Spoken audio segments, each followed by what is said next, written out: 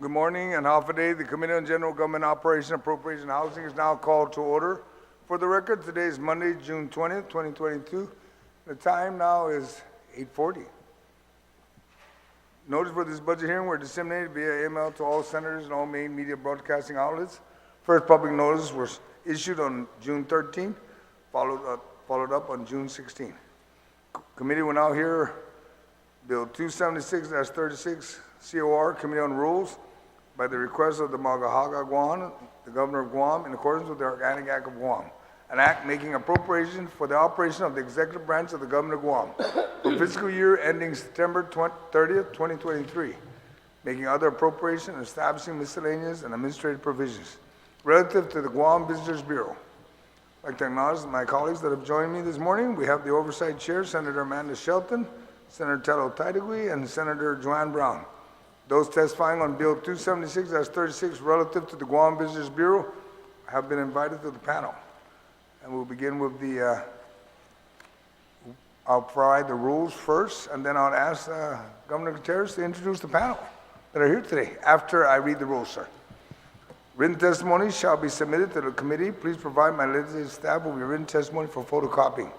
Testimony may be read, and lengthy testimony should be summarized to about 5 minutes, but we'll provide adequate time for you, Governor. Those testifying will be allowed to present oral testimony. Once you're done, please remain in the room for questions or for additional testimony as may be desired by members of the committee. Questions and testimony shall be confined to the agenda this morning, which is relative to the Guam Visitors Bureau's budget. Personal inference as to the character or the motive of any senator or any individuals testifying is not permitted. Any violation of this general rule of conduct will result in removal from the budget hearing. Proper form and decorum shall be practiced by all present in the public hearing room for these proceedings. Individuals who fail to maintain proper form and decorum will be restricted from providing oral testimony and will be removed from the room. When you speak, please make sure the microphone is on and that you speak into the microphone. Other questions may be submitted to the committee for submission to the agency for response. Please state your name and your title for the record. At this time, I ask the panel members from the Guam Visitors Bureau to rise and for our Sergeant at Arms to please swear them in. Please raise your right hand. Under penalty of perjury, do you all affirm that any and all information you provide today, whether it be verbally, electronically, and in writing, be the truth, the whole truth, and nothing but the truth, so help you God? Mr. Chair, is under oath. Caesar's Mossy. Thank you very much. And I would ask the CEO of the Guam Visitors Bureau, Governor Gutierrez. Thank you, Mr. Chairman. Senators, good morning. To my immediate left, we have the Vice President of the Guam Visitors Bureau, Jerry Perez. And to his left is Nadine Leon Guerrero, who is the Director of Global Marketing. And we have Nico Fujikawa next to her, who is the Research and Strategic Planning Head. To my immediate right is Josie Villanueva, who is the Chief Financial Officer, among other things. And to her right is Joe McDonald, out of the McDonald Law Firm representing the Guam Visitors Bureau. And I thank you for having us here today. Thank you, sir. You can go ahead and begin your presentation. Well, first of all, the budget that we submitted to the legislature in January was approved by the board to be sent here. And that's what we're working with right now. Save a couple of items requested of Josie to make things more congruent in the numbers, and we submitted that. So we're here today primarily to let you know that we are well on our way to recovery of our tourism market, our biggest contributor in the economic growth of this island. And this budget is really a bare bones budget that is really, there was more that's required for us to complete with other destinations here. But we were willing over the last 2 years to make do with down to at least only $6 million budget from a $23 million budget previous. So we were doing our part in making sure that the shortage of funds as well spread out equally, and GVB took a big hit ourselves. But be that as it may, we want to thank the governor for helping us out, especially towards the destination of development of Guam, and also for the incentives that we were required to be able to compete effectively against Hawaii, Northern Marianas, and other areas, to give us some kind of incentive funds, which she did, to give airlines incentives to fly, so that we all share the risk. And we also, I think we're the only one, I'm pretty sure we're the only one that's offering the free testing and for COVID and both PCR and antigen. And Korea are coming in like gangbusters because of that, and it really is it's taking a big hit with our cash, but the governor helped us on that. But even with that, up to September 30, we will also see a quick decline, because the testing for a PCR cost $175 each, and the antigen is $100. So the governor of Guam, Luliang Guerrero, and Josh jumped in with Arts and Agustin and said, we can't continue to do it this way. We have our own kits that are here for both antigen and PCR. We will help partner up with GVB and put up 4 sites in Tumon. We have the Nico Hotel, we have the Dusit over at the Plaza, we have Hyatt, and we have PIC, that are the testing stations, and being manned by public health. And I want to thank Arts and Agustin and the personnel and Xenia and the people that are there with Lori that really went out of their way to provide the personnel needed for us. And we're also helping out very much, but it makes it easier for us to continue the arrivals, as we are in the next a month. By the total of next month, we will have, just from Korea itself, 44 flights a week. And can you imagine that right now? The daily flights of what United is doing, United is going out of their way to also give hope to Guam, and hope to businesses to open up their restaurants, their optional tours. And they are also taking a big risk by opening up Osaka and adding more flights to Narita, and hopefully Fukuoka will be opening up soon also as well. So seeing is believing, Mr. Chairman, but we need the funds to be able to primarily, once we have daily flights, then the incentives would go away automatically. Once the protocol has removed the requirement for residents of Korea, Japan, or Taiwan, for example, or the Philippines, having to test before they get in the country, once they remove that, then we're pretty much home safe to be able to not have to spend money for that amount. But we need to be able to upgrade our destination, and that's why we have D. Hernandez. Where's D? She's probably out there. D. Hernandez is head of the destination group. And we have the mayors as well almost adopted into GVB. We have gone back to the very essence of what we did in 1967 when tourism opened up. On May 1st, 1967, you don't recall, but the Pan American Airways flew in 109 Japanese. As a matter of fact, a group of us flew out on that first flight going back to Japan and to Honolulu back in 1967, 55 years ago. But the very essence of tourism sales at that time was to show Guam's beauty, to show the beautiful beaches, the unhampered movement of tourists. They come in, but most especially the people of Guam.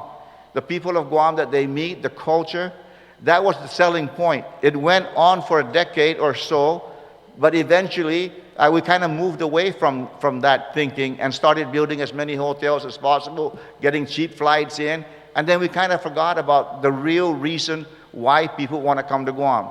The mayors have been almost adopted into the Guam Visitors Bureau right now. They have taken ownership of some of the scenic sites and the restrooms and whatever they have for tourist sites. They have taken and adopted that and taken ownership. But with working together with GVB, we have been working with the governor when she asked us to make sure that that they become almost a sub-cabinet of this administration, so that we know that if tourism is going to work for the people, indeed the first line of that would be the mayors. And the mayors are very happy. I know the southern part mostly is where a lot of the sites are. And so I want to thank the mayors for understanding that we need a partnership. And some of them are here to make sure that if they want to testify, they can testify to the fact that GVB is moving forward positively for the people of Guam, that tourism does in fact work for the people of Guam. And today we wanted to show the people of Guam and you senators the vision that the Governor Ludion Guerrero and Josh Tenorio asked us to move forward in the planning stage, as we did back in 1995 when I was governor, to do the Pleasure Island build-up, to start putting the infrastructure in. I made available $57 million at that time to widen the roads, put the storm drains in, the sewer, and just realign all of the properties so that we have some semblance of a central stage at Pleasure Island to make it look like we can compete with Kalakaua and Waikiki. But then since then, 20-some years ago, nothing really big has come about to reshake and show that Guam is nothing more than a few hotels for you to stay and beaches in front of your hotels. We need another vision, and the governor asked us that our vision was, when we do something, we do it for the people of Guam.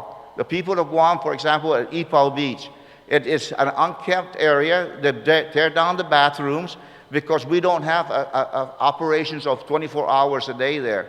So the artists, also the parking, the movement of vehicles. And so we undertook a vision for the governor, and Jerry will present that with Nico. And hopefully the people of Guam can watch to see what we're trying to do at Ipao, so there's no misunderstanding. Ipao is being built for the people of Guam, Tamaguon, Tauto, Guam, and the tourists are going to avail themselves for that purpose.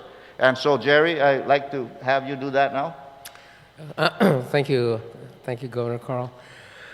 This presentation actually has several parts, and we're going to be focusing a lot on this major project undertaking. Before starting, however, I wanted to ask if the committee can keep in mind during the presentation 3 underpinning themes that underscore this project. The first, as the governor indicated, is expanding opportunities for local residents to enjoy outdoor recreation activities and to learn and appreciate the Chamorro culture.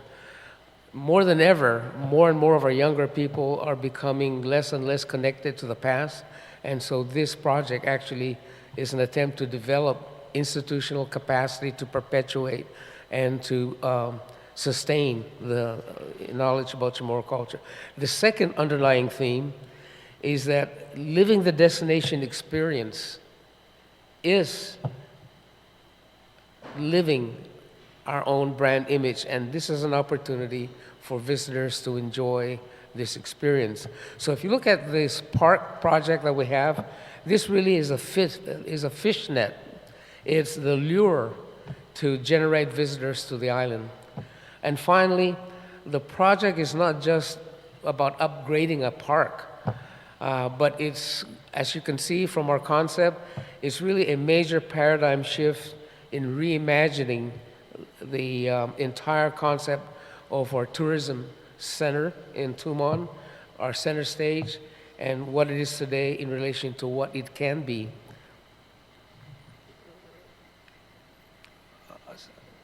Get started, please. Okay, so if we look, this is what we shared with the general membership meeting about a month ago.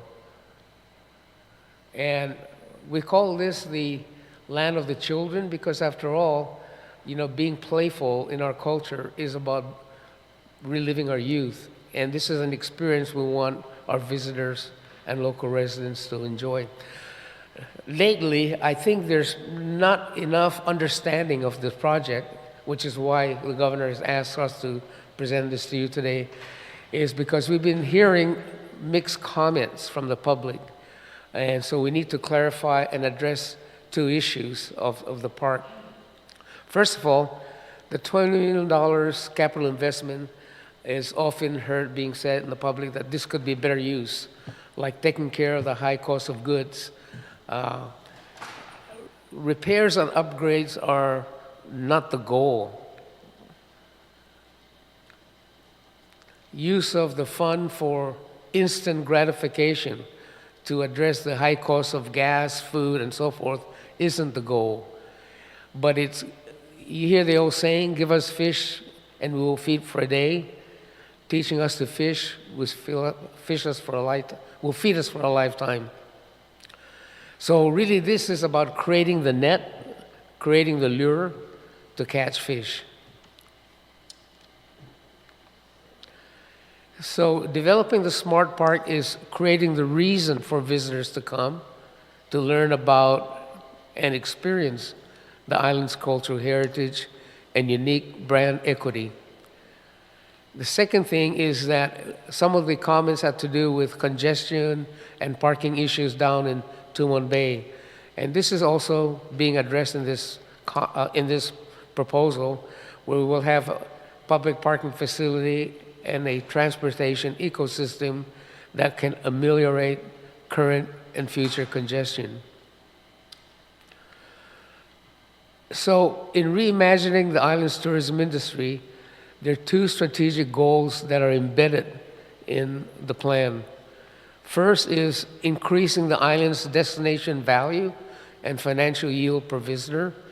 And the second is developing institutional capacity to perpetuate and sustain the Chamorro culture.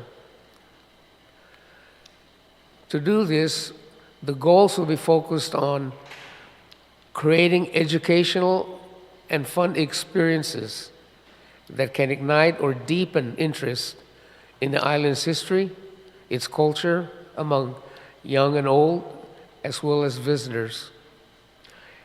Second is, it's going to be a high-tech driven smart park and businesses managed operation by employing fifth-generation wireless technology for speed, reliability, low latency, network capacity, availability, and a more uniform experience for users. And finally, it would hopefully be a catalyst to upgrade the entire infrastructure capabilities of our tourism center stage. For some of you, you might remember over 30 years ago this picture. The picture on the right is the old La Crepe, if you remember, that used to be there where they used to sell nice crepes. And then on the left side, you can see the only tall structure there is a Reef Hotel. And the ones, the circle in green and yellow and blue are like the Dusit Honey, the Sandcastle, the Tea Galleria, and further down, of course, is the Hyatt. So more than 30 years ago, to the governor's point, when we were discussing this, there were a lot of naysayers about spending all that money to develop one little area in Tumon Bay. But the reason we did that at the time was to create a retail and entertainment destination experience. That was the mantra at the time. So we would have a large critical mass that is hefty enough that can generate market share movement in our source market. And so that area, if you recall, went from nothing to being the center of retail entertainment zone, loud and flashy, of course, kind of swanky. There's high energy for young and old. It's a fashionable destination, very active. It's bright and glitzy, and multiple events for different venues. So basically, more than 30 years ago, we turned this picture into this picture. And that's been part of the reason why we were able to grow arrivals for many, many years, because Pleasure Island as an attraction has been a driving force in a lot of the messaging about Guam. So when you really stop to think about it, we never had any significant attraction since that time until Governor Gutierrez and I been talking about. And so it's about sailing into new waters, reimagining the island's tourism industry. Our strategic initiatives associated with this is number one, as I said before, creating a fresh new marketing hook and enough critical mass that is hefty enough to reinvigorate destination interest, generate significant retail value, and basically impact our source markets as well as our non-traditional markets. The second thing is enabling Guam as the region's cultural hub through an immersive cultural experience using 5G technology that integrate unique beliefs, traditions, and practices of the Chamorro culture and Micronesian people. And most importantly, talking about jumping into a new paradigm, leveraging the seed money that has been allocated for this project of $20 million so that we can stimulate private sector growth and investment and have more and more private-public partnership that can enlarge the amount of investment to make it a reality. And to Governor Carl's point, the foundation of this is reaching back in history and becoming a different destination. I guess this looks like Senator San Agustin a few years from now. Right, Senator? You just need to grow a beard longer. So it's important, I think, that we focus on the vision because as few words as this says, it really captures a multitude of concepts. A cultural home, that's all of us, for all to learn and play, for our young people to learn as they grow up about our culture. It's an avenue where we can perpetuate and sustain the knowledge of the Chamorro culture and heritage, and by living the spirit of half a day, which underpins the hospitality and cordialness of the Chamorro people, and by having this alive in a very public center stage at Tumon Bay, this local experience can also be enjoyed by our visitors. So we call this a smart park because of several reasons. First of all, it'd be a major theme park that articulates Guam's cultural identity. It strengthens the island's brand equity and encourages a unique destination experience for residents primarily, but then for visitors to also enjoy.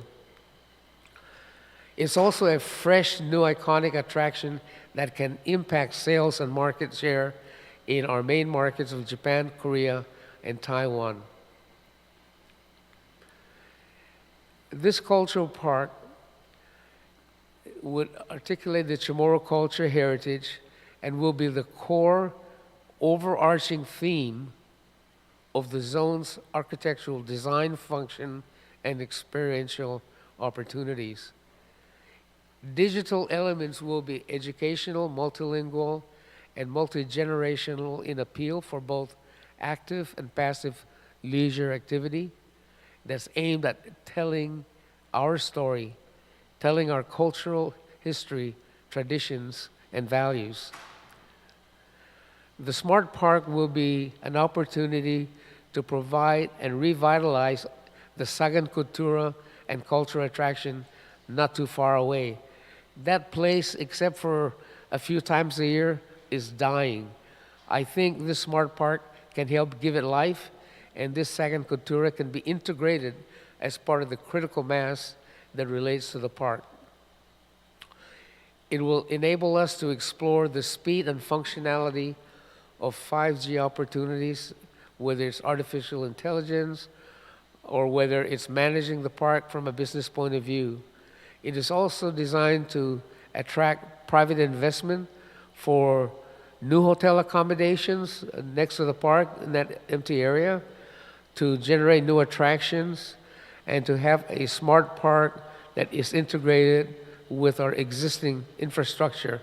But more importantly, have the opportunity to get private partnership and public partnership in the overall development and expansion of our tourism center stage. The Smart Park basically will encourage ancillary initiatives, whether it's transportation or advanced waste management systems or security services and much more.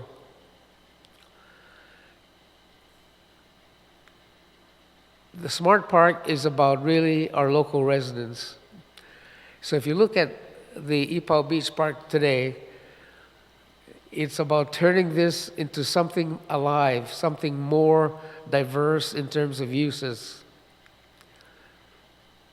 So if you look at an aerial view of the park, you can see to the left of it is the Hilton, and to the right of it is a large undeveloped area that we have been talking to actually representative of the owner and interested investors to see if they can be enticed to develop that property and enlarge the park so that it can be designed and made an integral part of the Ipaw Park.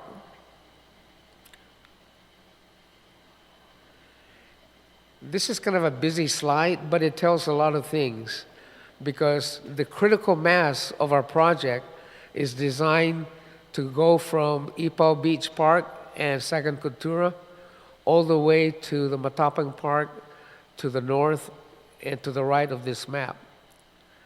One of the issues that keep coming up is what to do with parking and traffic congestion. So if you look at the bottom left-hand corner, you guys remember the coral pit that's still there? So we've been talking basically to some of the people who, actually we talked to the representative of the people who own that park, and there seems to be positive movement and conversation so that that can be, a parking facility can be developed there. Now, if you look at a closer look at that parking facility, to the right of it is a monorail station. So this is one way to help increase the capacity of parking and reduce the congestion of traffic by having a mass transit system. If you look at this monorail system and extend it down the bay, you can see that a lot of this can be handled through either the monorail system at these different stations, as well as autonomous vehicles. These vehicles are in use right now in the UK, in parts of Eastern Europe and Japan. So it's not about improving the whole ecosystem there for tomorrow. It's about improving the whole ecosystem there for the next generation. This is the Matapang Park that has been planned out, and there'll be additional capacity here for more locals to have their parties, their barbecues, and so on. So it's also, this is what I meant about expanding not only for visitors, but in particular, local opportunities for local residents. So if you look at the park, that the essence of it, taking into account that the right side, we're still talking to some developers to have them develop. The park is broken down into different segments that relate to different uses. Some of it involved uses for children, some of it is for partying, some of it is for exercise, and so on. So as an example, the Famaga'hågan, or the Fun Aga'hågan field, it's a play on words for Famaga'hågan, right? That section closest to the Hilton would be something like this, and we would develop. The Guma grounds would be additional places and additional shelters for local residents to be able to do their barbecuing and partying, including a big facility in the middle for larger groups. The Guåhan Garden is intended to not only showcase the local flora of the island, but also to plant some of the traditional medicinal plants and to have enough QR codes throughout the park to explain the different features of the park. This is one area where the pavilion is today that can be improved as a facility for functions. You could have different, let me back off. Where you could have different activities. And one of the things that somebody in the staff mentioned, this would be a great place for like giving a state of the territory address, or something similar like that, where you have all this open space in the park. Oh, and by the way, one of the things that came up was that this whole park is part of the ancient burial grounds, and we are mindful of that, and that's why there is no massive structures here. It's fairly wide open, except for places where we'll be mindful of archaeological sites. This would be a playground as well, where we have high-tech running pads where the energy, the kinetic energy generated by joggers would be captured and reused as energy for lighting or for other reasons. This building is proposed right next to the road, next to the Guam Visitors Bureau, and you can see that spray of water. And that spray of water is designed actually to also be a screen for laser light shows that can tell the story about the different legends and myths of Guam, whether it's the Two Lovers Point, whether it's Chief Matapang, or whatever stories about Guam can be told in a light and laser show. And this is the Cultura Center, where we can teach young kids growing up about the different items of Chamorro culture, the traditions, the song, the dance, the food, the music, the arts, and all of these interactions can take place, helping our young kids to learn and understand our history, and at the same time provide an opportunity for visitors to come and be a part of it. This is an area that's designed to help generate income for the park, because one of the challenges in really creating this park is financial viability. And there are basically 3 revenue ecosystems that we're working on to try to arrive at some numbers. The first major revenue source would be the whole parking and transportation ecosystem. We need to quantify the dollar value of that and how that can contribute to the financial viability and financial sustainability of this park. The other aspect is the food, beverage, and retail ecosystem and the revenue opportunities from that potential. And also, we're looking at how we might be able to monetize 5G technology in a way that can provide income for the park. And last is developing a fee-for-service rental to keep it as low as possible, or maybe even free for local residents, so that at least there's a revenue base that we can operate on. The ultimate goal being not necessarily that it would all pay for itself as it goes along, but to minimize the cost of maintenance to not more than the current rate of government already contributing to that purpose. Some of the other features of the park would include smart bathrooms like the one you see here. This actually is in use in some parts of the states already. In particular, we were able to get this from like the Fisherman's Wharf in San Francisco, where, we're all about touchless services now because of COVID. And so all of this is self-cleansing, automatically done, automatically washed, and then the next user can come and take advantage of it. So the vision for the park, as you can see, is much more than just repairing the bathrooms or upgrading the seats. It's a vision that would be the cultural home for all to learn and play, and by living in the spirit of Hapaday. So if you look at Ipoh today, the vision is to turn something like this into something like this, or even at night. So you can see, really the development is much more than just repairing bathrooms and creating parking areas.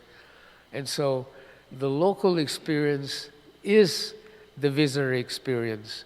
And these are the things that we wanted to share with our visitors, because this is what differentiates us from many other beach resort destinations around the region, indeed around the world. This is the one thing where Guam can differentiate itself as a brand identity.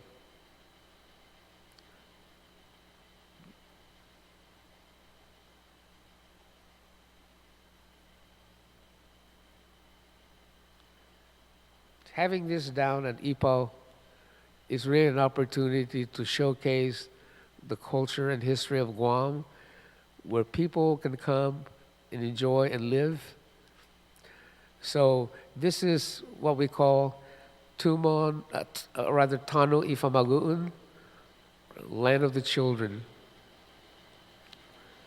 This is the reimagined positioning of our tourism industry for the next generation. So that concludes that part of the presentation in terms of the park itself. And we'll just like to bring the committee up to date now on our state of tourism. If you recall, just 2 short years ago, this is the collapse of the industry worldwide, as well as on Guam. And so we've been struggling for the last couple years trying to get us going. So if you recall, the globally, international tourism is increased only 4% in 2021, and still 72% below pre-pandemic levels. The pace of recovery remains slow and uneven across countries and regions. It remains slow, especially among East Asia, because East Asian COVID protocols are so restrictive that they actually are one of the largest producers of visitors, but the least adventurous to leave. They also support their tourism industry with a large number of domestic tourists, which we don't have. In particular, Asia Pacific is 65% below 2020 levels and 94% when compared to pre-pandemic levels. This graph shows you that we're starting to make headway. If you look at the bottom graphs, if you look at the yellow graph in the bottom with a little spike in July, that's actually when we started the Airbnb that Governor Carl was mentioning early on, and that offered us a lot of promise to keep us afloat. The problem we had is that the return protocols in Taiwan were so expensive and so onerous. In the other countries, it's a question of air connectivity, and number one, and number two, the ability to get appointments with the consulate offices so they can get their visas to Guam.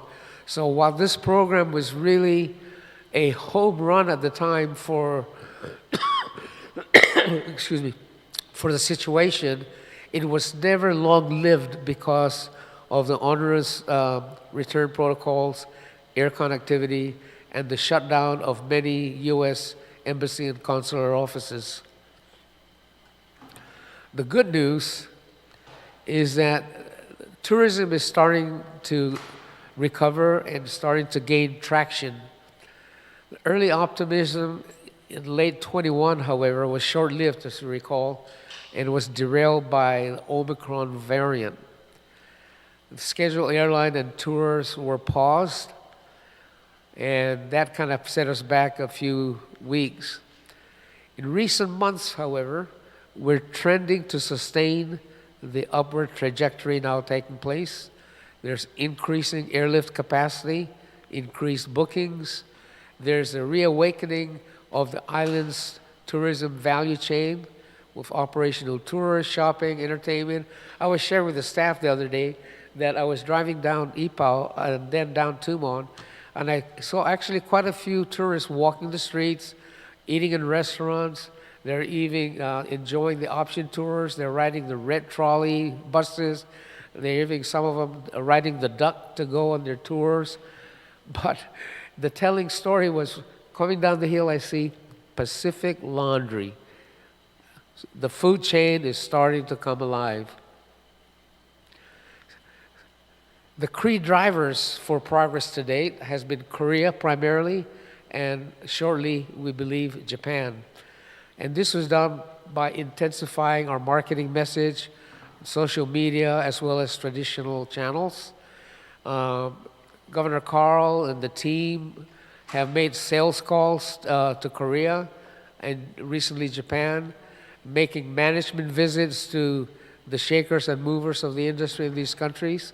And while that is going on, and even before, we were able to invite key opinion leaders to Guam and organize familiarization tours to help gin up the business. And more importantly, to Carl's point, the free COVID testing program is a real competitive edge for us because, with exception to Saipan, no other destination is doing this free testing program. So that's kind of helping us generate the business. If you look at fiscal year arrivals to date, from October through 31st May, you can see positive numbers. This is in contrast to the reds that we saw just a few months ago when we appeared before the legislature to share an update of the industry. So you can see we're making good progress. This is driven primarily by the Korean market right now. And of course, we always had the US military and Hawaii markets, but we're starting to see life now coming even from Taiwan, the Philippines, and even places like, surprisingly, Hong Kong, where we don't really have direct flights, but they connect to, like could be Taiwan, or they connect to Incheon or some other places like that. Month to date through the 12th, we've had a significantly more increase in the Korean market, as you can see. And then Japan is starting to come in now, and Philippines.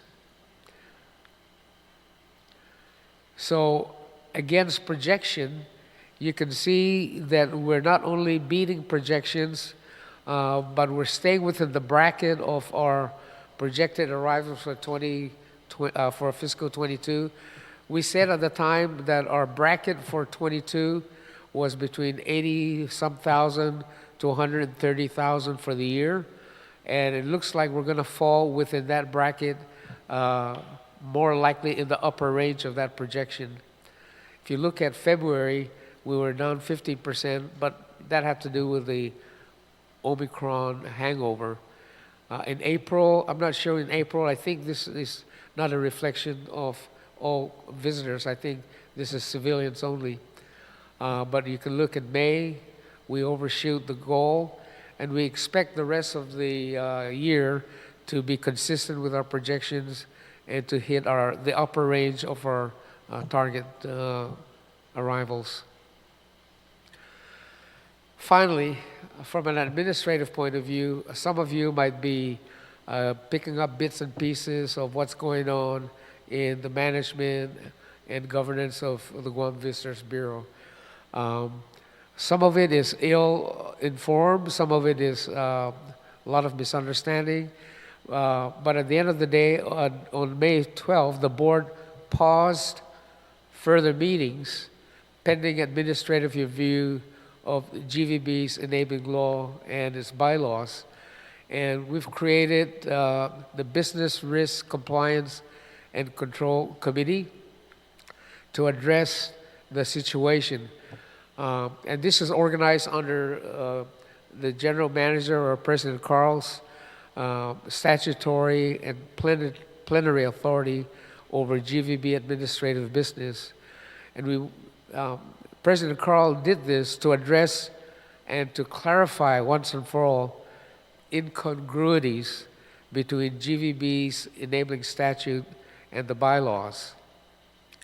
Because this has been a source of discord between some of the board members with respect to policy and their advisory role, and management's responsibility and administrative role. Just so you know, we believe that this is a legitimate committee that would result in an outcome where if there's some cloud in the past on the incongruities between the bylaws and the enabling statute, we want to fix that once and for all. This may end up with just administrative changes. This may end up with perhaps legislative initiatives, but we're not there yet. And we have Attorney Joe McDonald here sitting with us in case any questions come up in that regard. But the BRCC members is made up of me and President Carl, our legal counsel, a member of the elected board, Jeff Jones, and Ron Uggan, who is the attorney and legal studies professor at the University of Guam for the Center for Public Policy on Governance, on Ethics, and on Open Government. So when we look at our legal counsel here in this capacity, we believe and are confirmed that legal counsel is not working for me and Carl. He's not working even for the board members. The legal counsel's fidelity is to the Bureau, the employees, the members, and the Bureau as an organization. So just so there's no misunderstanding, that's the nature and role that he's played in this BRCC. So at the end of the day, we wanted to identify issues, root causes. We'll be doing materiality analysis. And the ultimate goal, of course, is harmonizing our bylaws with enabling statutes and take corrective actions where required.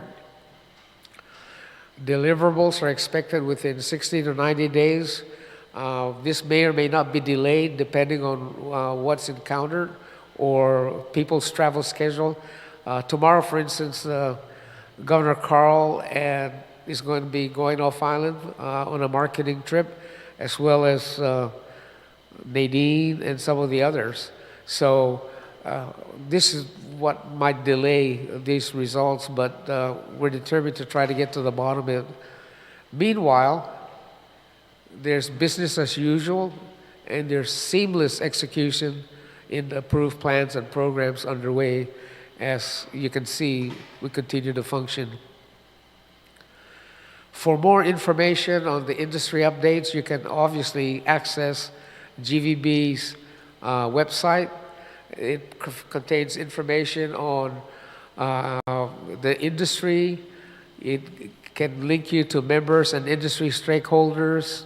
And this is issued bi-weekly that shares travel protocols, source market intel, and destination events and services coming up. In our fiscal budget, this is a recap. The chairman has all the details, and I think Josie's here prepared to talk about it as well. But in summary, we have basically 26.6 million, and roughly 60% of this would be on marketing and research, 20% on admin, and 20% on destination management and development.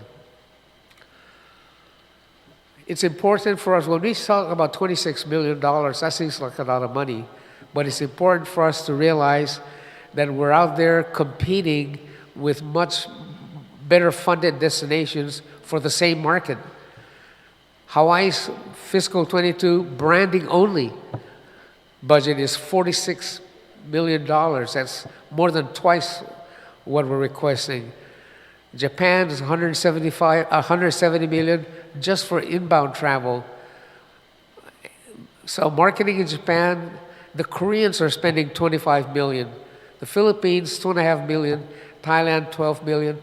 This is just gives you a sampling on why it is that the money we need is really money we need to have to make a difference. Okay, I think I'll just skip over this because you have slides on this already available, and then just leave it open for questions. Sorry I've taken so much time, Mr. Chairman, but we had a lot of ground to cover. Uncle Jerry, not a problem. Great presentation. I like how the governor introduced it with 1967. I was 10 years old. I think back then when you identified the site next to IPAO, I worked at that hotel, Guam, Tokyo. I'm familiar with Daiitzi. I'm familiar with PIC when it used to be just cottage homes. You know, they weren't what they are today. And yes, everybody's going to complain. We need money for everything. But if we all turn back the clock, we need to remember that if we don't invest in ourselves, don't expect any return to begin with. That's right. Number three, I go down to Tumon a lot. I just want to drive by with the wife. And every now and then during the pandemic, boring, you know. Before the Pleasure Island, it was boring. Then it became, something to go down to. And we have to admit that many of the hotels are going to admit this, is that, sure, we need the tourism, but it's the local people that keep the restaurants open. I know that for a fact. Every restaurant I've been to before the pandemic and now after we're returning back to some normalcy, it's local people. You see a few of the tourism, sure. See them walking up and down, going to the other stores. But it's the local folks. I see more local people down there than even when the tourism was 1.6. You see the tourism walking up and down the street, but going to restaurants. Who's controlling the ballrooms? Local.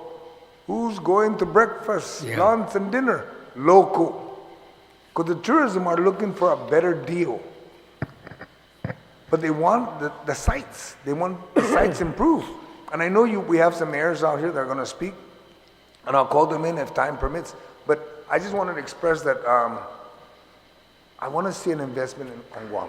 I like how you visualize IPAO, the trolleys, the electric trolleys. That's great. We need to wake up and go with the clock, not turn back the clock, but go with the clock. IPAO needs to be revitalized. The whole strip needs to be upgraded because really, the people of Guam need to remind themselves, this is where you go. This is not really just for tourism, it's for us. That's right, that's right. Let's cut out the excuse and saying, tourism, no. Parehitas ti todo. Ti pareiman matu. Ihita ni manggagi gini gitanota. And with that, the oversight chair, I know it's going to wait and be last. I'll ask Senator Tello if you have any questions for the panel. And I remember Senator Tello remembers Guam, Tokyo, remembers Daiitzi. I know that. It's Continental. It was Continental back then. That's Continental correct. before it was PIC. Yeah, used to sing there. Now I'm revealing my age. Oh my God. Okay. Well, thank you so much, Governor, for your presentation. It was very thorough. Jerry as well, very thorough presentation. You covered a quite a bit with regards to this new smart park, which I have questions on. But appreciate everyone else from GVB that's here today. You brought the best from the agency to come here, and appreciate that and all the hard work that you do at GVB, especially in the last few years. I know you've been on a thread trying to make do of things and address the issues. But you know, I was hoping that we could see a lot more work being done in destination management side of GVB, considering where, you know, we haven't dealt with tourists, and now is the time to correct any deficiencies, to improve anything that we needed to. I'm still seeing, speaking of the smart park, I mean, Ipao Beach, I was just over there the other day, and it's really in disarray. The park is not fixed. We have some broken billiard areas there that has still yet to be addressed. And one of the biggest things that I think that we should be very conscious of is the safety part of Guam and to our tourists. Because I don't know about you, but nobody's going to want to come to a place that's not safe, or at least have the facilities to be able to go to, or at least to have a real presence of safety when you're coming here.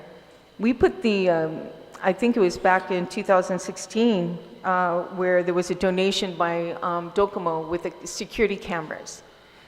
And these security cameras were really an asset, and it brought a lot of, a whole lot of comfort to people walking, even local people taking their jogs, you know. We're seeing a lot of that during the pandemic. We saw a lot of the locals come down, and that's all you saw, everybody walking down in Tumon. It was really quite nice to see.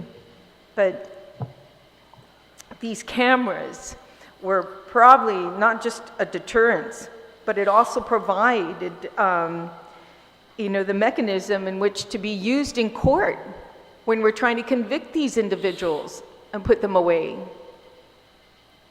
So what is the status right now with the cameras and the intent of GVB to continue to provide additional cameras? Because if I recall, there is nothing up where you're going up to Kmart, and that's where a lot of the tourists like to go. They, you know, shopping up at Kmart. And I don't think there's cameras there either. So can you give me an update on the status of the cameras?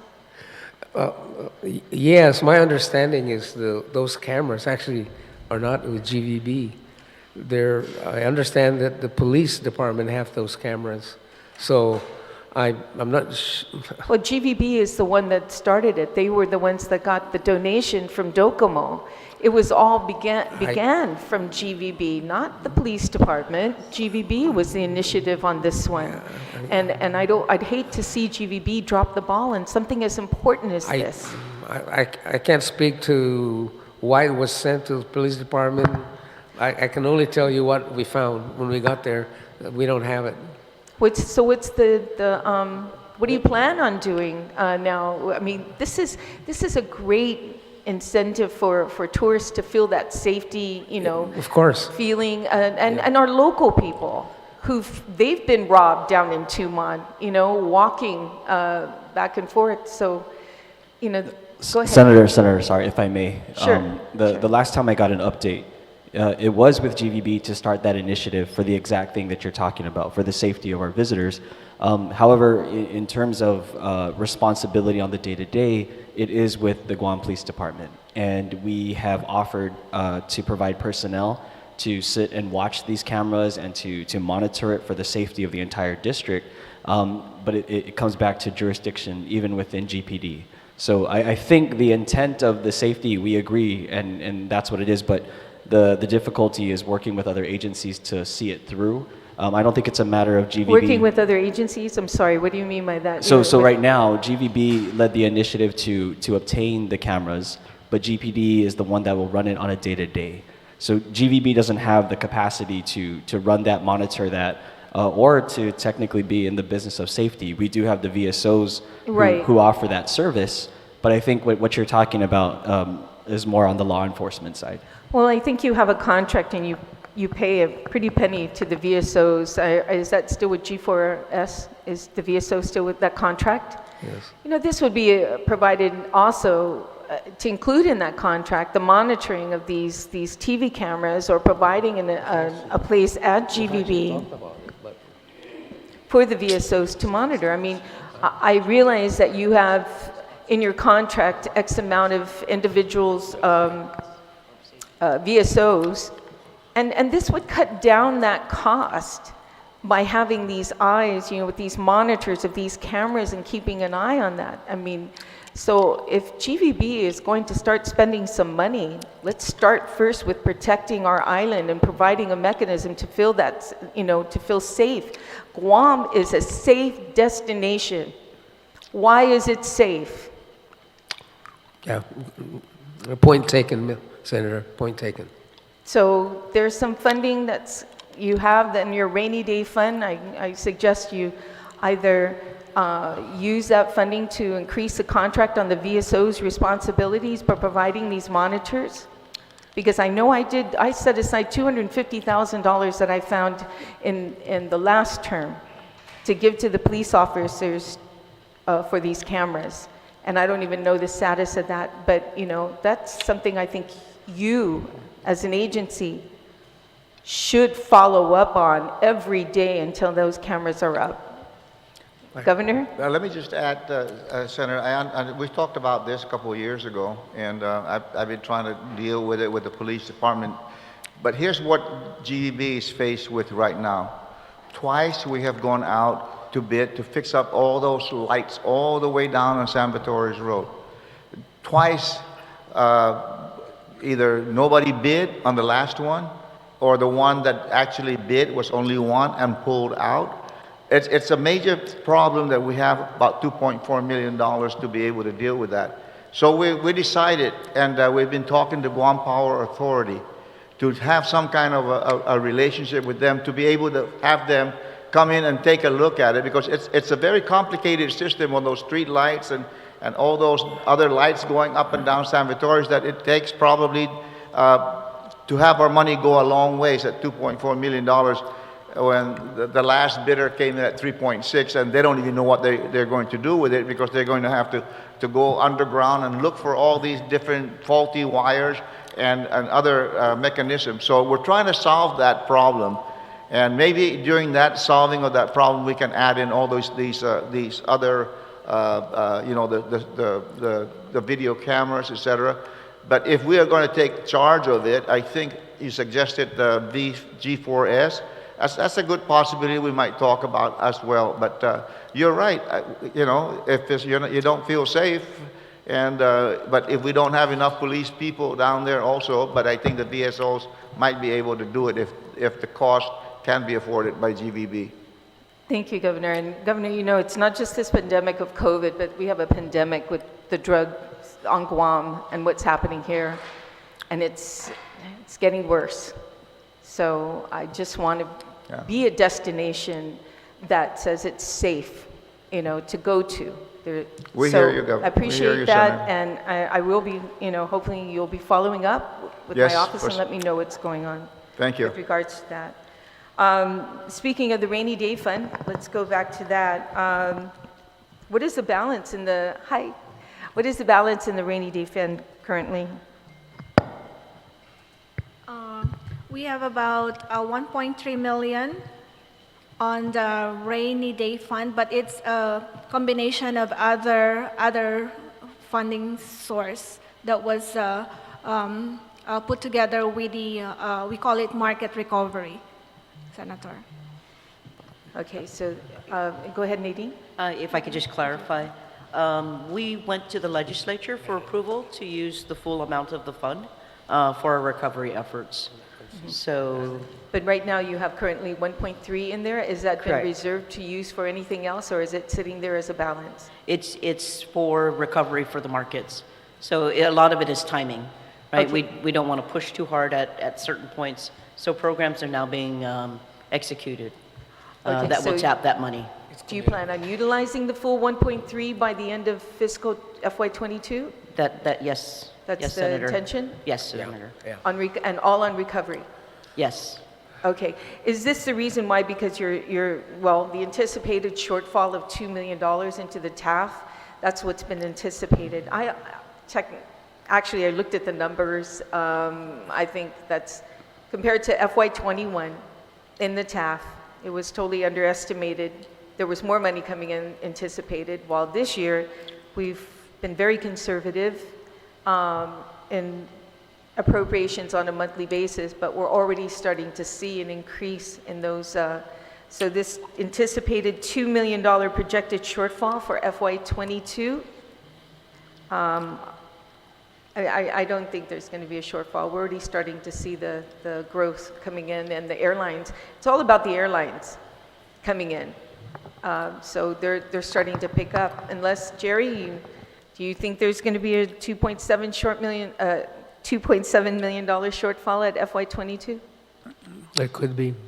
Okay, is that funding in the rainy day fund, the 1.3 is going to be held to cover your expenses, to ensure you cover your expenses? Yeah, Okay. yeah. Nadine's smiling, but you're going to have to, Yeah. have to make payroll. Speaking, okay, so there was a shortfall last year too, in FY21. And if I'm not mistaken, it was about $5.3 million shortfall. How did you make up this difference? What did you have to not get? Or? No, typically, the way we understand it works is that the TAF money, of course, goes to repaying the bonds, right? And so whatever shortfall, Gov Guam is supposed to make that up. What happened last year is we were expecting close to $5 million from cash flow on the refinancing, but we were told that that's not forthcoming until like a year lag, and so that's probably part of the reason. So what had to suffer because you didn't get the full amount, or did the ARP funding cover any kind of shortfall you had in FY21, the ARP funding? Well, So- yeah. If I may. So once again, knowing that the markets weren't open yet, because there were hang on to it. challenges for returning, we actually were conservative in our spending in country and kept most of our programs to just social media. So we were able to make the savings in marketing. Okay, so that's what happened. Yeah. Okay. So the ARP funding and the SMART part that you're talking about was $20 million was appropriated to, well, not appropriate, I don't want to even say that. The governor gave you $20 million from the ARP funding. And according to our reports that's provided to this body every month on the spending, it's been expended, the full $20 million. Can you tell me what that funding has been spent on currently? I mean, according to it's been encumbered.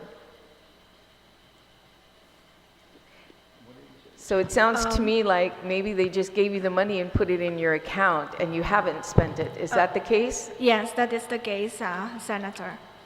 That probably on the Department of Administration's book, as far as the ARP funding, the $20 million is disbursed to GVB with a specific for this special project for the SMART part. Okay, and so the whole $20 million is going to be for the SMART part? That's the correct. full amount, Yeah, okay. Now, it says in a news article that it was going to cost $50 million for this SMART park. That's projection. We're going to projected- try to get a public-private partnership as well. 50 million. Now, are you going to wait and anticipate to get the full amount, the additional $30 million before you begin this project? No, and if I can clarify this, a project of this magnitude is not like a turnkey. It involves many moving parts. We just mentioned the 20 million because the governor was kind enough to give us seed money to start it off. But Nico and his team are trying now to aggregate all the different federal funds that are coming to Guam from different uses to see how much of that can be aggregated to be a part of this park. We're also looking at private investors to come in and weigh in on some of the revenue opportunities that I just disclosed to you, from the parking and transportation to 5G technology, to the food, beverage, and retail opportunities. So we haven't quantified that yet. We're still in the process of doing that. So this is This is a long-term kind of a project, Senator, that's not going to Okay. happen like tomorrow. So there's a lot of moving parts to this thing that need to coalesce before we can give you actually any final numbers. Okay. and But what- that's order, the 50 million that was discussed is an order of magnitude. If you start adding in stuff like autonomous vehicles and a monorail system, you're talking more than 50 million. So that's why we're at a, everything starts with a conceptual stage. That then needs to be reconciled with the realities of funding. Okay. And so that's where we are. No, thank you, Jerry. And Jerry, of the 20 million, how much of that was spent on the presentation of this? Well, someone had to come in and On this- create the plan, right? It was a beautiful presentation. We did it ourselves, Nico and his team. Nico and his team pulled Wow. it together. Yeah. You did this whole presentation on your own? Yeah? Yes. Without any funding? No, Yeah. Oh, I excellent. mean, if you look at that vision statement, for example, Yeah. that it's very short, but very encompassing, Yeah, right? very was. It was And- very good. I thought it was professionally done. Yeah, So, Nico and his team did that. That's why he's pressing us to increase his salary already. well, you're worth you're yeah, you're worth your salary, Nico, for that. That was very well done. And it's one of the things that GVB, unfortunately, we didn't have someone with your talent when I was there. So it's very good that you're there to provide this and saving some money to do that. So my last question is, with regard to public input, you mentioned you're going to get some more public input regarding this smart park, or you're already done? Or are you going to take this on the road to provide to the community for their input, or have you done that already for the public's input on this smart park? Well, hopefully today, Senator, the governor and the lieutenant governor will have signed the executive order putting together the group that will oversee this whole project, including GIDA, the SHPO, all those people that would have a part in this thing. So once we put that, she told me she was going to sign it today, and once she has signed that executive order, we would pull the group together. She has appointed me to be the chairman, and Jerry together, chairman, and Nico would be the vice chairman, to start putting this together. But we've got all of the various departments, including Public Works and Parks and Recreation, to begin moving the planning forward. And of course, then we would go out, as we did in Vision 2001, get the community input all the way through the process. Thank you, Governor. And my last question with regards to the smart park is, where are we going to have Labor Day picnic? Liberty Picnic? Yeah, our Labor Day picnic. We always have it at Ipao Beach. What's going to happen now once this park goes up? Are we going to still Yeah. be able to have Labor Day picnic there? No, I mean, the whole issue is to expand the capacity for local use.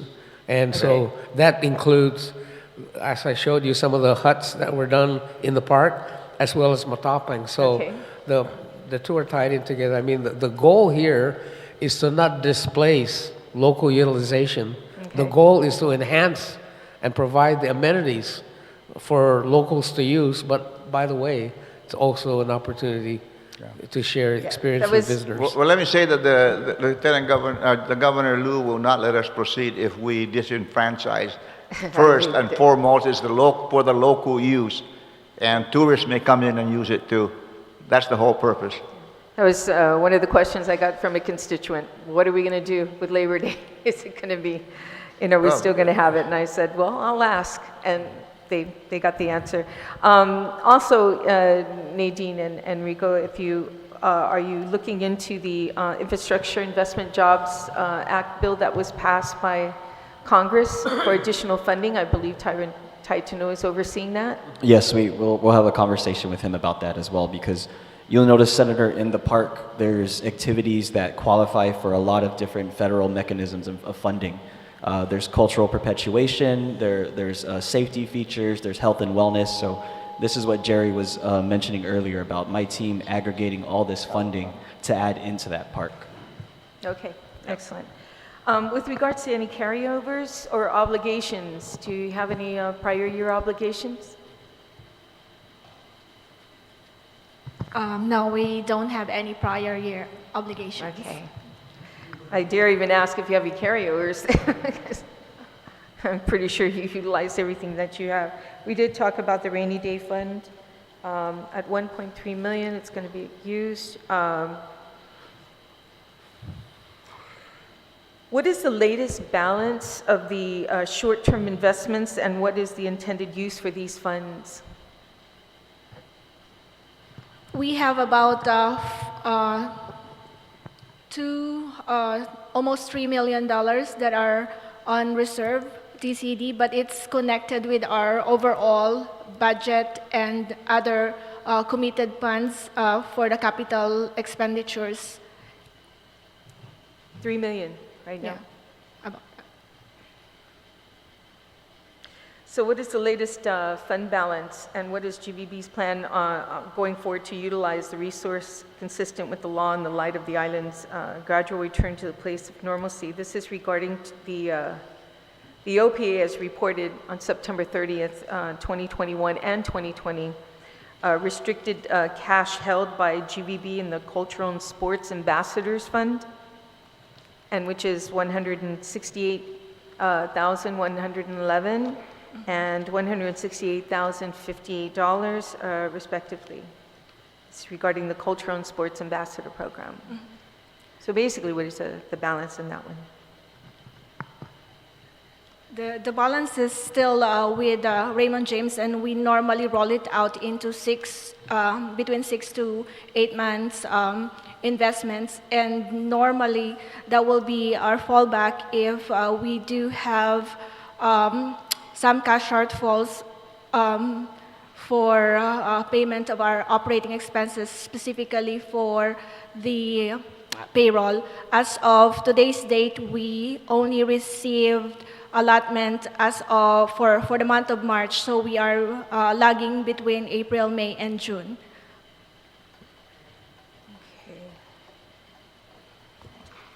Okay. According to the OP report, staying with the OP report, they have, sorry. Oh yeah, we have a session at 10:30, I'm sorry. Yeah, almost done. According to the... Let's close up that last question, four questions ago. Well, according Thank to you. the OPA's report, there are a couple weaknesses that were recognized at GVB. One of them was a procurement file was not available for a miscellaneous fee expense of for $22,000. Number two, an unpaid invoice of $100,000 was recorded for an expense on shipping and training for new equipment and was not owned by GVB and was outside of the scope of the contract. And number three, Government of Guam appropriation and other revenues were not reconciled with the Department administration on at least a monthly basis, which resulted to a misstatement of $3.2 million. Can you speak on that? Yes, for the first one, which is on the procurement, about $20,000 of invoices as far as the procurement, there was just documentation that was missed during the filing, but as far as the procurement, we've already addressed. In fact, we do have an in-house procurement trainings and presentations that we're also sharing with our employees, and also ensuring that everybody is going with this procurement module 1 for all those that are involved with procurement. So we're continuously improving the processes as far as making sure that we are in check and in compliance with the public law. The second item that was addressed was for the 100,000 invoices. That was related to one of our vendor, which we declined to pay. Reason being is that that was not authorized. It was inadvertently recorded, but we indeed hold the payment, and it was just during the cutoff, it was forwarded to the auditors, but technically we are intending to reverse that. There was no intentional payment. Actually, it was sitting at the desk of our CEO for the last 3 months. The third item that was addressed by OPA, as far as the Department of Administration allotment reconciliation, what happened was that we were in public law, we are supposed to receive $6.3 million of allotment for the fiscal year 2021. However, we only received $5.3 million as at the close of September 30, 2022. Instead of reversing that revenue, we've consulted our board to see if before the audit we have to reverse that, because there is some reconciling difference between the Department of Administration payable to the GVB and receivable to from DOA as far as GVB. So it was just reconciling adjustments as far as allotment. So it has been, so is this part of the 78,000 that was appropriated in FY22 for the conference repair and improvements, you know, the conference room? So we appropriated $78,000 to you, and this year you're asking for $100,000 for FY23 for the same conference repair. Did you spend the $78,000? Definitely not, because Senator, what happened is that the original budget digest that was submitted to the during the public hearing or the legislature hearing, it was about total of 26 million. So basically, what was allotted to us is about 6.3 million. That was on the public law. So we technically had to redo our internal budget and reappropriation within the department. So technically, as what you will be seeing on the budget digest, it's something like a repetition of the 2021 budget. It is because that it was not realized, and we had to reprioritize our spending based on what allotment we received. Okay, so Mr. Chair, that being said, in FY22, there was $78,000 that was appropriated to the conference room. You utilized that funding for something else, and now you're requesting for $100,000 for the same project. That was technically removed, Senator. It was, so we prioritized payroll. There was no money that was technically available to complete that improvement that is needed on our conference room. So that's why it was reinstated back on our fiscal year 2022 budget digest. Okay, it's still not quite Okay, understanding. I understand where you're coming from, Yeah. Josie. Okay. Senator Tello, is that your last question? No, actually I have more, but I'm being rushed onto this because the next one had to do with the attorney's amount, the expense. It's extremely, you know, it's a 28% increase from what was originally given to the legal services provided to GVB, an additional increase by 39,559, and I just wanted to know why this amount was increased so high for legal services. One of the main reasons in prior years, we normally charge it on our membership fund, but because it's technically an operating funding and it should be charged on our general operations, so that's probably the difference through the years. And in anticipation of this business risk compliance and control that was set up to harmonize our enabling legislation and the board bylaws, that is something that we anticipate that it will have a legal fee increases. Josie, All right. how much did you charge? Senator Tello, I'm gonna cut you off. Give me your questions and we'll send it to them for their response. So we're gonna move along. We'd have Mayor Charglove that wanted to testify, requested by GVB in reference to what's ongoing. Mayor Charglove, please have a seat. Mayor Charglove has been sworn in already. Go ahead and begin your testimony, and we'll go real quick because we do have a committee of the Good morning. whole. I'll be real quick. you, Honorable Mayor. Senators of the 36th Guam Legislature, half a day. My name is Anthony Charglove, the Mayor of Inalahan. I'm here today to fully support the budget request that GVB is requesting, and for many reasons. I want to share something that back in 2020, I was not yet a mayor. My wife and I were basically sitting down in the living room, and I was telling her that if this pandemic continues on, and if we don't find a way to rebound the tourists back into Guam, that her job working at DOE may be in jeopardy. And that opened my eyes to a lot of things. So understanding that now, I'm here to say that I have taken some level of ownership in trying to assist GVB in trying to bring our tourists back.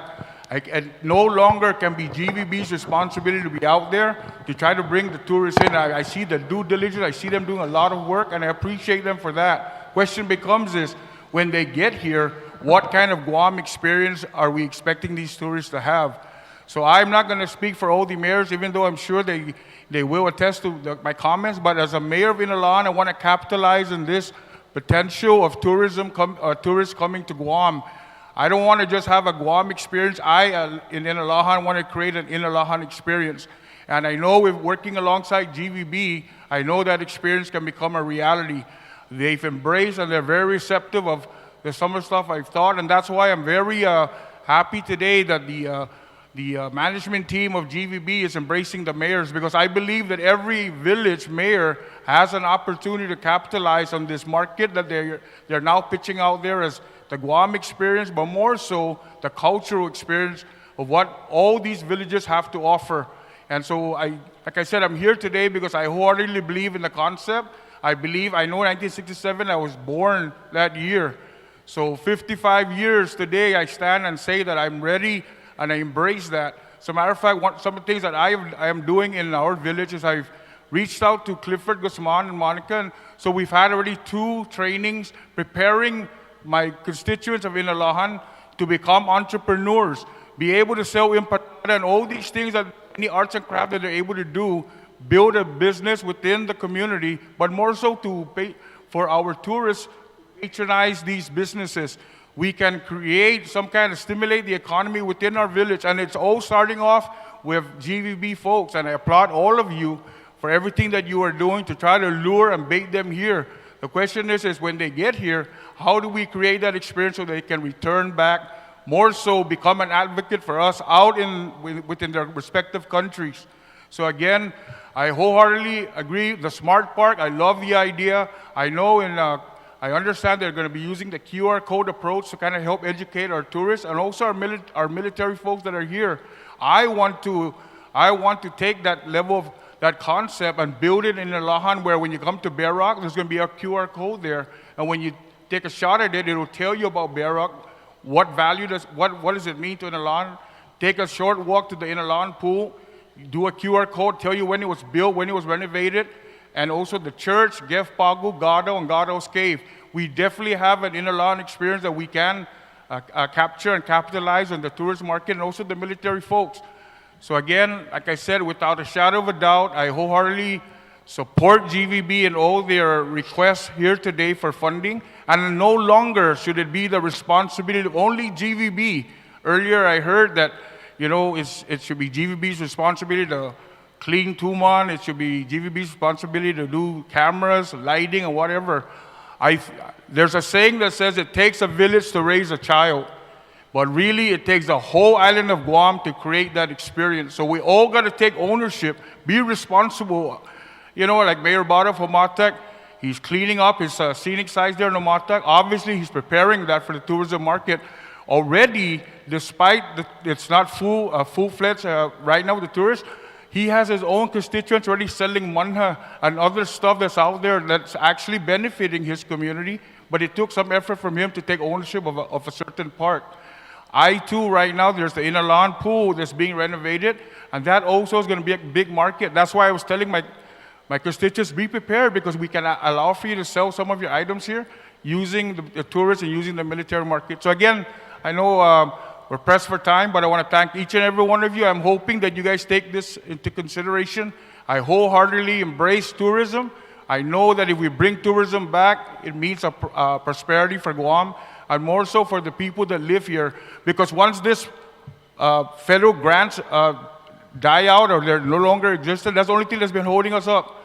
But we need to aggressively get these tourists back, believe in us, believe in the Guam experience, and have a good story to tell when they go back home. Thank you. Thank you, Mayor Charcliffe. Senator Brown, do you have any questions for the panel?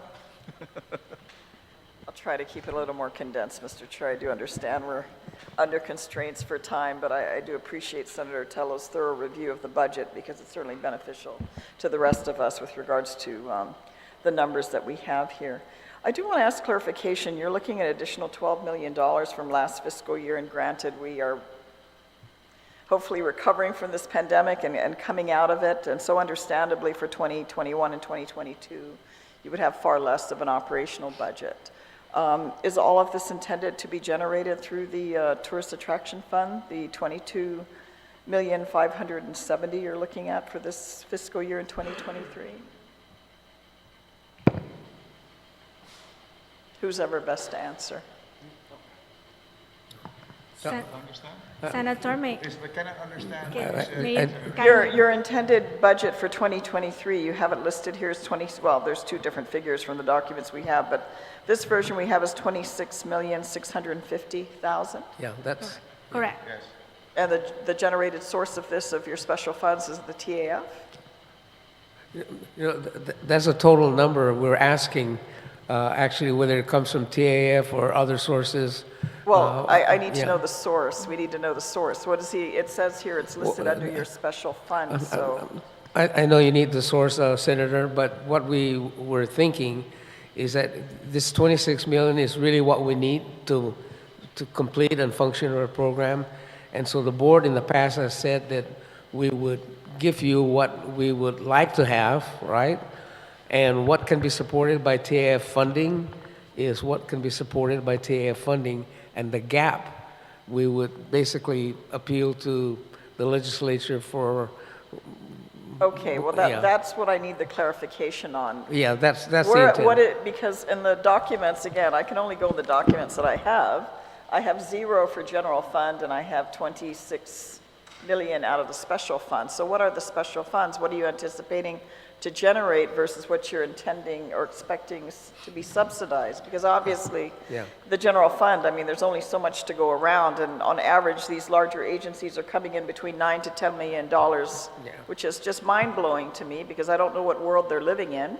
I mean, you're well aware of the challenges with the tourism industry and the time probably it's going to take to get us back on track to some sense of normalcy. So can we clarify that issue? I mean, if you can't do it this morning, I think before we sit down and deliberate the budget for session, we're going to need some clarification. Because if there's a need for funds to be subsidized from the general fund, I also, just like with customs, I want to make sure that as your revenue increases, there's a mechanism that it decreases the amount to the general fund, because obviously the burdens of the general fund are substantial. If you were totally dealing with TAF, I'm like, go for it. But when you're talking about extracting money out of the general fund, I'd be a little more concerned. So I think we need to clarify that, because these documents do not reflect what you're telling me, and that's why I'm asking with regards to this issue. I'm not going to stay too long, but I notice you don't have any funds allocated for drug testing, and when I forget, my colleagues remind me. You don't have designated positions, I don't believe, in the Guam Visitors Bureau, but with our pandemic of drug problems that we're having in the community, I'd like to see some figure dedicated to drug testing, even if hopefully you don't use it, since you don't have designated positions. Senator, what happened is that every time that we have an onboarding process, we normally require the applicant, as long as they have the job offer, to undergo drug testing at a specified time before they start their works. Yes. So, but that is being shouldered by the applicant or the employee, the incoming employee. And we are also looking to do a random drug testing, of course, that is part of our employee handbook, and that probably will be paid out from the miscellaneous the administrative Well, and I'm budget. sure you can clarify what your policy is. I mean, I know for designated positions, there are requirements for regular testing. There's an executive order that still exists that does require for designated positions regular drug testing, which we're finding throughout the government of Guam has not been implemented. I mean, only recently, because we've certainly brought it up here, the Guam Police Department. You know, sometimes the fox guarding the hen house. We know that old story. I'm just bringing it up because what is reflective of what's happening outside of these halls. It's probably the largest drug problem we've had since the 70s, and I think as government officials, we all have a responsibility to set a better standard with regards to that. Just in follow-up to Senator Tello's question with regard to legal counsel, and I know Mr. McDonald, thank you for being here. But just in all fairness, I just wanted to follow up to inquire, did you have any competitive hiring with regards to your legal counsel, or did you just simply select your legal counsel for the Guam Visitors Bureau? Our current legal counsel, Senator, undergo the procurement process, and they are currently, we're exercising the extension, but we are also looking to put it out there for RFQ. I mean. Okay, so just to I mean, clarify, is that the process RFP, sorry. you're putting in place now, or was that the process It was in previously? place ever since. Okay. I've been there for the last 3 years, and Okay. our legal counsels and consultants are all vetted under the request for proposal. Okay, I appreciate the clarification. One other thing I want to add, and I'm sure again, because I understand time is very limited this morning, and perhaps there needs to be another forum by the Oversight Chair with regards to the Ipao Beach, Joseph Flores Park discussion, and certainly Mr. Perez, primarily I think it's because the perception of how this was relayed, including to myself, I think there's the impression certainly that the intent to upgrade Ipao is intended to be for the tourists and not for our community. And you know there's a lot of activity that happens there that our people don't want to feel isolated further. I mean, the rest of Tumon is pretty much privately owned, and most people, you know, unless you're going for dinner or an event, you probably don't go to the hotels, except now we got to go to boat early, I guess. But most of our people, you know, don't exercise them. Maybe the younger ones do, but, you know, as we get up in the years, that's not something we generally do with regards to the Tumon Beach, except for Mataping Beach and Ipao Beach. And so I think that in the marketing of that to the public, and I'm hoping there's more public engagement that will be allowed to allow members of our public to come in and testify with regards to plans. I mean, I think there's some things there are really incredible that could definitely add on for our community to express our culture and our pride, and definitely upgrade the facilities and the need for that. But at the same time, we want to make sure this public asset is still very much accessible to the public, and then a complement to our visitors that are coming here. So I hope the Oversight Chair will schedule a separate public discussion just to get into a little more of the details. And I'm sure in the process, I'm hoping you're going to have public hearings so that the public has a sense of engagement with regards to this and not feel isolated. And then also what you're talking about with public-private partnership, I always, you know, good question mark in my mind, who's the private partner and what's the deal? And how does that benefit the public? And I think we need to have more discussion publicly with regards to that. Excuse me, if I could just interject, the PPV thing, there's nobody in mind. It's a model that works in other locations. So it's just a question now of the composition of that PPV. We're not there yet, but yeah. And I guess with regards to that, again, if another time and another day, it would be good to get more input with regards to that, just so our public, you know, we know what the deal is and how does it benefit the community versus private interests coming into public asset. And exactly, you know, and the I impression think that that's people why feel like, hey, that's closing us off. I mean, rather than, you know, allowing more public benefit. That's why we thought it'd be good to try to clarify that before we even presented it, because it's not really a displacement. Rather, it's, to me anyways, an enrichment of local lifestyle. And by the way, visitors are here that can enjoy it as well. That's One other quick question with regards to that. The quarry that's across the street, isn't that privately owned? Is it on privately owned property? It's property that you would have to look at acquiring or purchasing? Again, you know, that's where the PPV vehicle comes in. But I know that Governor Carl had talked to the representative of that family already, and it's quite open to that opportunity because it really solves a lot of problems. If we have that thing in a parking structure and you have an underground tunnel that comes right up at the Second Cultura, and then make that be the first station for a monorail system in the area, it'll solve a lot of issues. But again, it takes money, and that's the whole idea of having a concept first, and then we can work, you know, the plans. But again, I know it's not easy. I'm just telling you right now. I know we can discuss it. I just wanted clarification with regards to that. Sure. I know Mayor Chargaloff had stepped out, but I certainly wanted to compliment him and his efforts. I think we all agree that in the short time since he's been elected, he's done an extraordinary job in the village of Inarajan. I know prior to that, he volunteered a lot of his time and money to contribute to the community, and you know, he's already set a higher standard, certainly for our mayors in the villages, to really enhance and beautify, and I like the idea of engaging our residents to have the opportunity to take advantage. I think the more our people see a direct benefit for them, I think the more support you're going to get for the tourism industry. So, Governor Gutierrez, as always, you still got that fighting spirit in you. I hope all issues work out with your board and, we get back on track. But I love the issues you're raising about, ensuring that they meet the public notice requirements and things of that nature. Again, I'm all for public engagement because when the light is shining, I guess to borrow your, when the sun is shining, that's very hard to do things you're not supposed to be doing in the light of day. So continued success to you with your work, sir. Always a pleasure. Mr. Chairman, thank you. I know time is short, but thank you very much for the opportunity to ask questions and comment with regards to GVB budget. Thank you, Senator Brown. Senator Shelton, do you have any questions for the panel? No, Mr. Chair, because you just finished whispering in my ear to write them down and not to ask anything. Thank you very much for holding this hearing today, and thank you to the folks from GVB for being here for the presentation and for giving us a very, I think, brief update of what you could really be giving us. And yes, as my colleagues have requested, we will plan an informational hearing down the line so we can really flesh all of these things out and answer more questions that I think some of our other colleagues will also have. I appreciate all the work that you've done, especially throughout the pandemic, to see that the Guam Visitors Bureau wasn't closed. You were, in fact, doing a lot of work developing this smart park plan, hosting different events, the food trucks at EPAL for our local people and the few visitors that we were welcoming, standing up the COVID testing as an incentive for visitors, all different things that you were working on, and we really appreciate that.